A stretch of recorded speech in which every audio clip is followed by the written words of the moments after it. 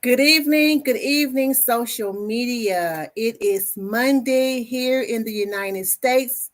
And for those who are living in St. Louis, the 314 area code, this is 314 day.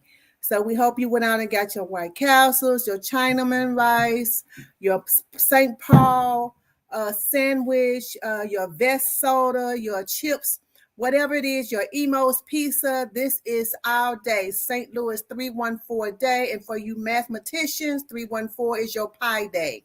So we just wanted to just do a shout out for that right now. We are on the JADASA Live broadcast globally across social media platforms and blog talk radio.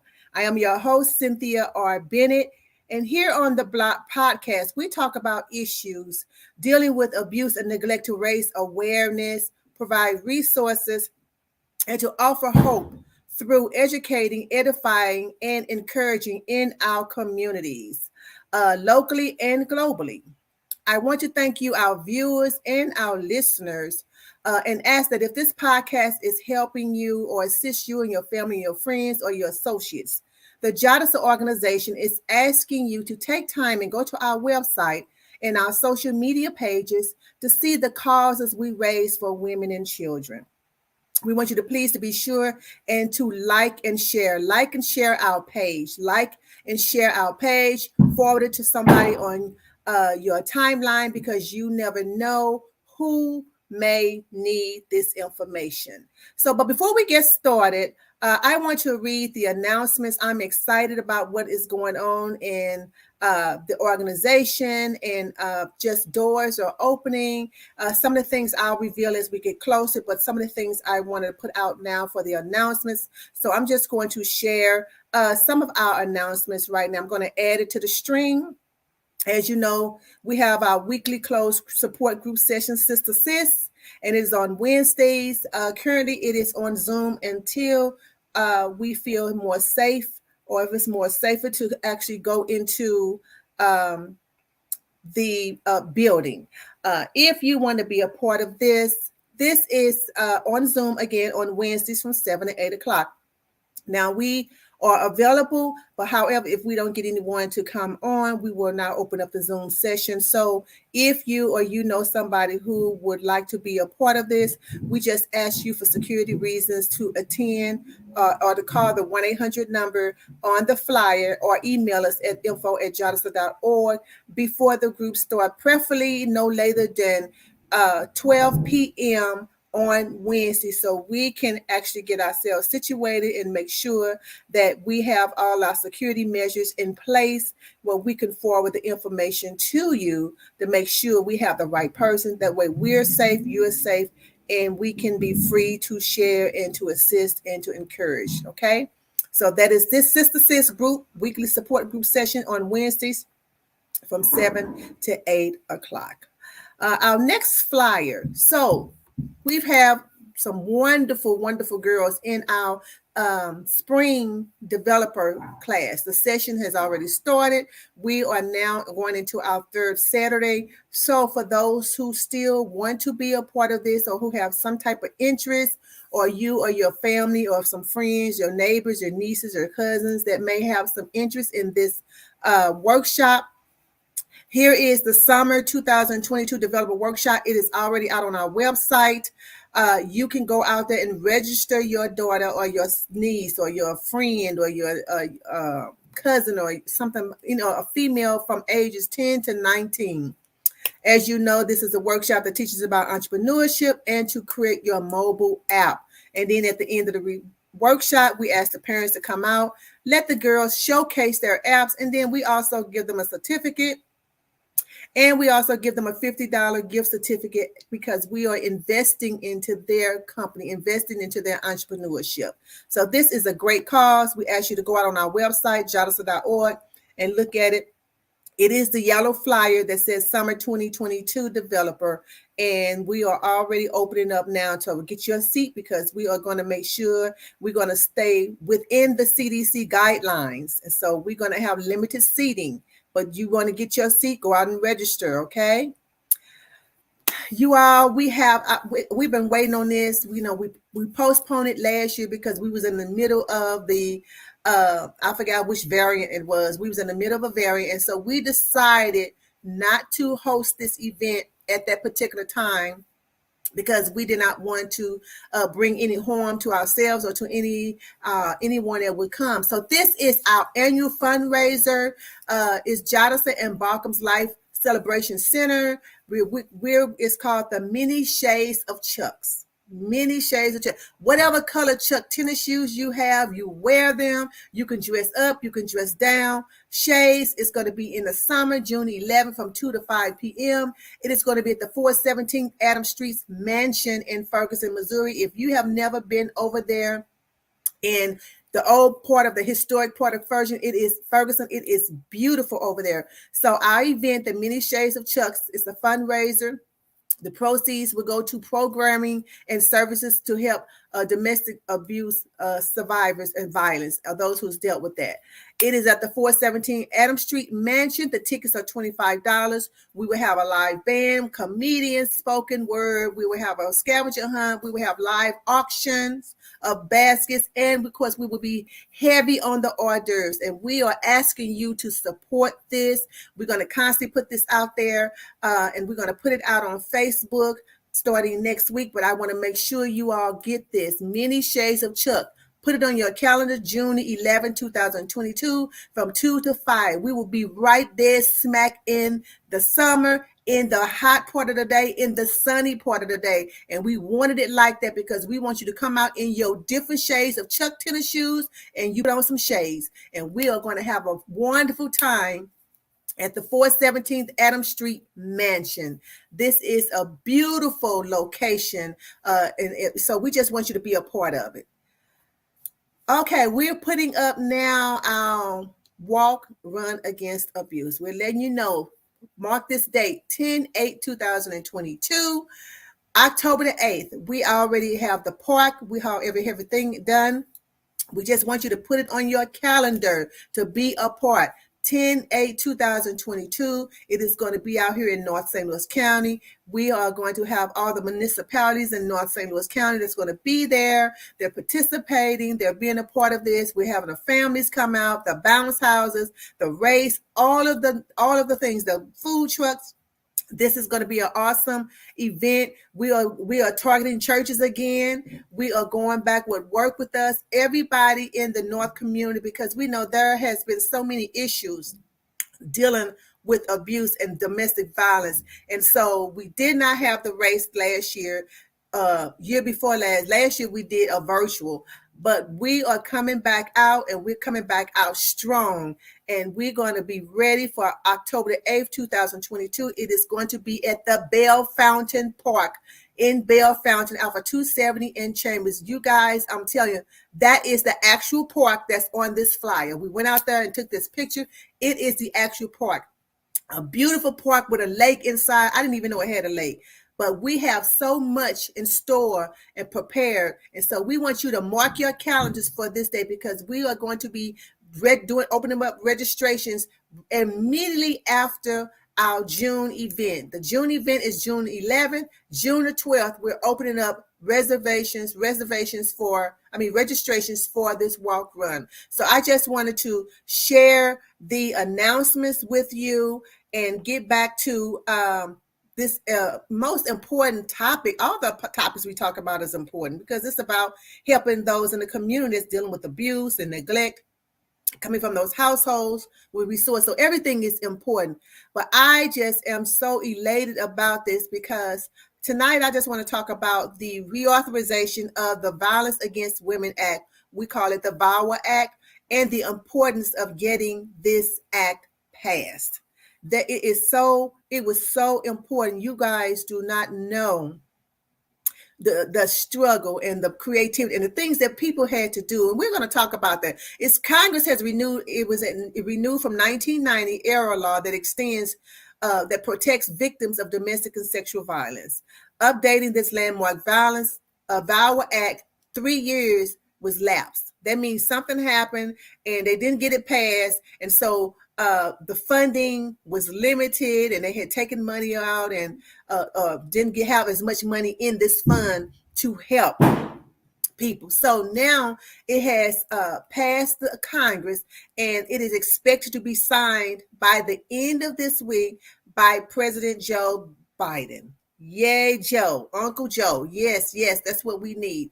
If you remember, back in the summer, I got on Facebook Live outside of my office, and I pleaded with social media. I pleaded with anybody who would listen to reach out to our political leaders to push this VAWA Act to get it passed. Why? Because we as advocates, we were trying everything we knew from a legal point, from an educational aspect, and creative ways to continue to meet the needs of victims and their families who was dealing with abuse. We was trying to do all kind of things to continue, because regardless they was holding up the money, or we didn't get the money, or whatever the reason, the abuse still was going on. Things were still happening, and we were trying to find creative ways, even during the shutdown. What we do, we started this podcast out of the shutdown because we were still trying to find creative ways to meet the need of survivors and their families. They're going through that. And so we're so happy about this act being passed, because during this process, there has been many, you guys don't know, there has been many organizations, and a lot in St. Louis, the metropolitan St. Louis area, who have closed their doors because of lack of funding. If they haven't closed their doors, they streamlined their programs because there was simply not enough funding. If you go to the MOCAB website, we always talk about the thousands of numbers of people services have been met, but then there's thousands of numbers of people whose services were not met. It was still a big number. If we got 8,000 people, there was 6,000 that still didn't get the services they need because of funding. The money just wasn't there. You can only stretch so much. You can only stretch so much to try to help, to continue to help people. And it was just hurting to me. And I'm going to share a little bit down the road later on in a few minutes about what we're doing to try to help. This is a win-win situation, you guys. This is a win-win situation by having this VAWA Act passed. Advocates, survivors, their families, and the community. This is a win-win situation, because efforts to combat this is with dating, violence, sexual assault, and stalking. This bill is going to help with programming. So even though we got this passed, of course, the Democrats had to make some concessions, though. But their biggest one was stripping out the gun safety provision that would have prohibit people who have been convicted of abusing their dating partner from owning firearms, closing the quote unquote boyfriend loophole.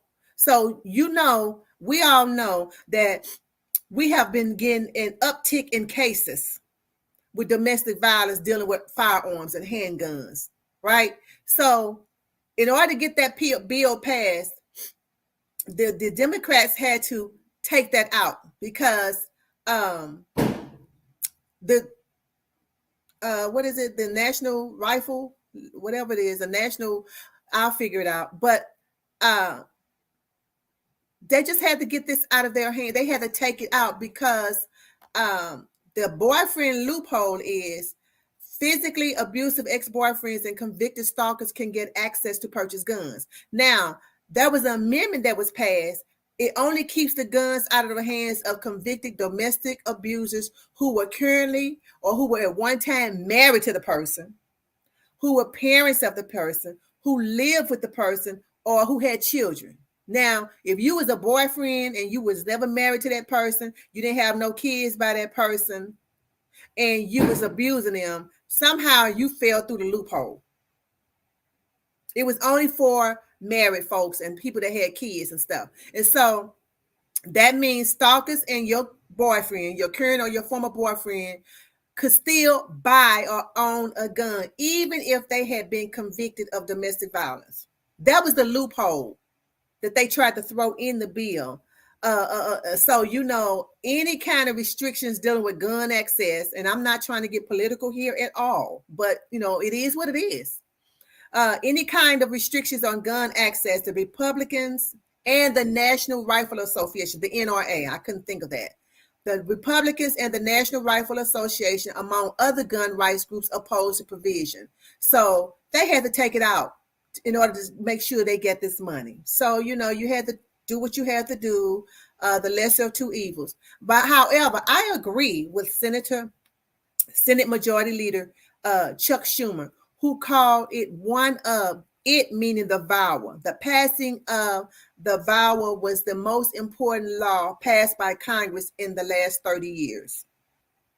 I agree with that because so much is going on. It is just unreal. So much is going on. It almost can make your head spin because you're trying to keep up with what's going on and issues here. And I have a RSS feed on our JADASA website where it talks about, it just rolls all day, 24/7, all day. Anything that's dealing with domestic violence, domestic issues, resources, laws surrounding domestic violence. I get that RSS feed. And I'm telling you, it is constantly revolving. Stuff is going on by not the minute, the second. So this law is very important. This act, is very important, and I'm so elated to know that it is getting passed. And hopefully some of the organizations that had to shut down, maybe they can go back and apply so they can help the people, because one organization just can't do it. It's just too big. This epidemic is so massive. And it involves so many levels, and it's been around for so long. It's going to take a community of people to help. And so this grant is to assist with not only with child abuse, it assists. Wow, I'm getting so excited. I'm getting tongue-tied. It assists with child abuse, stalking, sex trafficking, the LGBTQ survivors of violence, and Native women victims of violence, among other vulnerable groups. And with more than 84% of Indigenous women experience violence in their lifetime. You may not remember, but not too long ago, I did a podcast about the ongoing crisis of Native American women who were being abused and murdered and simply disappearing, and nothing was being done, or I won't say nothing was being done. The turnaround for getting those cases solved or finding out where those women were really came to light, and it was highlighted when there was such a quick turnaround. And I'm not getting racial here, but because there was such a quick turnaround and investigative measures in the Gabby Petito case. That's when all of that came out about, and I'm pretty sure they've been knowing this about the Native women long before that, but it really came out to light when they had that issue with Gabby Petito. They found out, she had been abused. They found out all the stuff, they found out who she was, what happened to her, and all that stuff. And then you still had Indigenous women who had been abused down through the years and murdered and disappeared, and people to this day still wondering where their loved ones are. Why nobody looking for them? Why is the case going cold on them? And so, this act allows for funding to help in that area as well. So it is a good thing. I am so excited. I almost cried today. I really did, you all, because I was like, oh, thank you. Because you can only do so much. You can only do so much with what you have, and you try to stretch and pull, and you try to, make do. And, women are really resourceful. Most women are really resourceful. We, as they said, we can make $1 out of 99 cents, or however that went, $1 out of 15 cents. We are really resourceful. We can be, but you can only do so much for so long. You can only do so much. So how does this Reauthorization Act affect us in the United States community? I know this is a global podcast, but this is still some news that we can still even talk about globally, because abuse is abuse, and it's something maybe other people could, ask their constituents, their politicians, or raise the awareness, or just even raise the question to have a conversation. Because we're global. We're going to help everybody around the world through this podcast. It's going to next levels. I just can't wait to tell you, share with you all what's going on. But if you can hear all that stuff downstairs, that is our new studio. So I'm excited about that. So how does this Reauthorization Act affect us in our communities? This grant funds crisis intervention programs. That is crisis, somebody coming to you, they need resources, they need some place to stay, they need gas money, they need transportations to escape plans, training of that sort. They need emergency toiletries and supplies, food, those things, crisis intervention programs. This grant also funds transitional housing. Those that are in transition, you may be in a shelter and you're trying to go into a transitional home, because once people don't understand, you cannot come off the street and go into a transitional home. They want you, the facilities, the movement, you have to go through a shelter to go to a transitional home. You can't go to a transitional home off the street. So that is funding to help with transitional housing, because a lot of people, the shelter is not made to be in there for long term. That's not really what shelters are for. It's for to transition you from coming out of an abusive environment, getting your thoughts together, your minds together, getting yourself together, trying to recollect your thoughts and stuff. And so you can move on and transition to the next place. It is not to be in a shelter for a year and 2 and 3. That is not what shelters should be for. So they have grants. This grant is also funding transitional housing. It's also funding legal assistance to victims. If you need to go, I guess you need to go to courts to help you with order protections, and maybe, see about, filling out court documents, whatever those issues or whatever those things you need from the legal aspect. There is grant money. This grant funds that as well. And then it also strengthens rape prevention, the training. It's dealing with the judicial system and training law enforcement in the courts. This is really a big deal, because I am in talks with several municipalities, and we've been talking about just that. We have been talking about that because policemen, law enforcement, and the dispatchers, they are the first responders that get that call. They are the first responders that get that call of a domestic violence situation, and they got to go to that call. So we're talking about that. This funding allows for training law enforcement in the courts, the judicial system. And so this is something that is needed, is in the community. This is not just, this is their issue. No, this is our issues. So folks, this is a start. This is a start. Much welcome news to all who are fighting this epidemic. The resources are much needed. The training is needed. Safety measures is needed. Living, transitioning to a non-abusive environment, that is needing. Workshops is needing to understand what you can. Some people don't really know what abuse. I mean, everybody know hitting, but there are so many dynamics to abuse, neglect. And so this money, this grant that we're waiting on Joe Biden to sign by they hopefully this Friday. They said by this Friday this week it would be signed. This would provide so many resources for so many organizations who are working tirelessly, like myself, every day, thinking about how can we help women and families get out of the situation. How can we educate them so they can make the decision to come out? Because we're not going to tell you to get out. We're just going to help you, because we are going to give you that control back through education, edifying, and encouragement, because the control has been taken from you.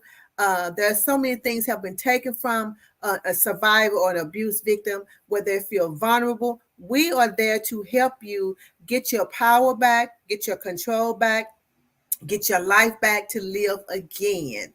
And so those monies, that funding is just so vital. It's so important to have, because as again, when you're running out of funding, you're running out of money, it doesn't feel good to tell somebody, well, let me try to find something, or let's try to forward it on to another person. And you're trying to pass the buck to somebody else that may have some money left from funding, and they may not. And then you have to have these women and these children, in cars. And I feel bad for that situation the other day of the young lady that and her kids was sleeping in the car here in St. Louis, and the baby did end up dying. But that story, that is one of many stories I hear all the time. I've been sleeping in my car for 4 days. Me and my kids been sleeping in my van for 6 days, because we simply don't have the room as shelters. We don't have the money, ran out of money to even put them up in a hotel, so we can make sure we can get them transitioned or send them off. It's just, the money affects so many things, but guess what? They still need the help. People are still going through the situations. People still need help. Because the money ran out don't mean the abuse stopped, or the neglect has stopped, or the need is still not there. And so I am so happy. I don't know about nobody else, but I am so happy to hear that today. I was just putting it, when I was putting this together, I was just like, oh, thank you, Lord, because this is just something that is just so much needed. It's just, you guys don't know the creativity as advocates, we as advocates, and I'm not just talking about myself. We try to come up with all kind of ways, to ask people, to help people, and do things, and we give out of ourselves. We give out of our own substance. We pull out our own pockets when the money is low. And so you guys just don't know that we are here for the long haul. JADASA here for the long haul. We here. We are here. But I'm just so excited, and I am looking forward to seeing what we can do and what we can get to help the community, because it's about helping the community, giving back, helping the community heal, helping the community move forward. Okay, so to live in an abusive free environment. That's what this is about. Every parent, every person should think about prevention. We should have the workshops about healthy and unhealthy relationships, and red flags, and how to report effectively, and how to get the resources we need, and all of those things. And so we are here. That is what we're doing. Preventive services, intervention, crisis management, workshops, edification, all of those things. We're working with the community. We're working with the churches. We're working with individuals. We're working with municipalities in the communities, because we are here. We are the community. We at JADASA, we are spearheading and participate in all of these types of workshops and things that we're putting forth to combat this epidemic. This is an epidemic. And to be honest, it don't look like it's getting better. It's getting, the abuse is getting more frequent. The abuse and the violence is getting more severe. Look at the news. We have to do something. We have to do something. We're on the front line. So we need the equipment. We need all the tools. We need all the armor that is necessary to help survivors fight, to help survivors get their control back, to help survivors overcome this situation. And I'm looking for you to help me. I'll help you. Reach out, because this is the start. This is a start. This is a start. So if you or someone need of help, you also can call the National Domestic Hotline, and that's at 1-800-799-7233, or the National Sexual Assault Hotline, and that's at 1-800-656-4673 in the U.S. You can also reach out to us at jadasa.org, our website, or go to our social media page. You can call us at 1-800-292-2145 for those that's in the metropolitan St. Louis area. You can also find resources in your state coalition's website or Google domestic violence hotline in your prospective countries, because there's information everywhere. I'm going to leave you with this, Jeremiah 29:11. He says, "For I know the thoughts that I think towards you, saith the Lord, thoughts of peace and not of evil, to give you an expected end."